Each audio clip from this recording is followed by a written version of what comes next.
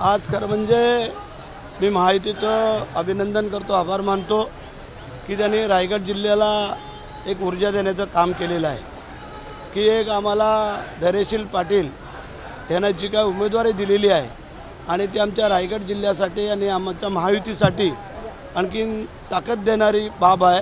त्यासाठी मी खास करून महायुतीचे आभार मानतो आणि देवेंद्रचे आभार मानतो, कारण त्यांनी योग्य माणसाला न्याय दिलेला आहे असं मला वाटतं आहे आणि तो न्याय आमच्या संपूर्ण रायगड जिल्ह्याला आणि कोकणाला मिळेल।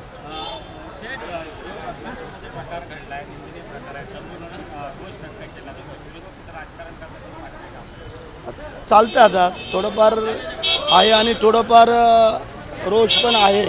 काय आपण पाहतोय की आज या गोष्टीचा थोडं वेगळेपण पण आपल्याला त्याच्यामधून दिसून येते।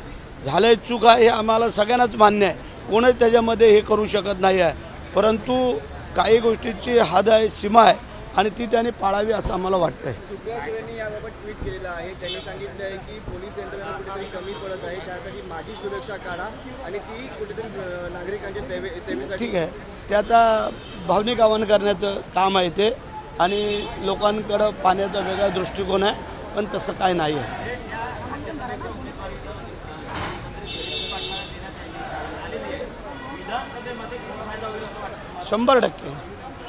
100% 7च्या 7 सीट आमच्या रायगडच्या आणि कोकणातल्या सगळ्या महायुतीच्या सीट। हो, त्याला पण त्यांना सामोरं जावं यावेळेला असं चित्र आहे। नाही, आम्ही सल्ला नाही देणार, त्यांनी समजून जावं आणि अजूनही वेळ गेलेली नाही असं आम्हाला वाटतंय। एबीपी माझा, उघडा डोळे बघा नीट।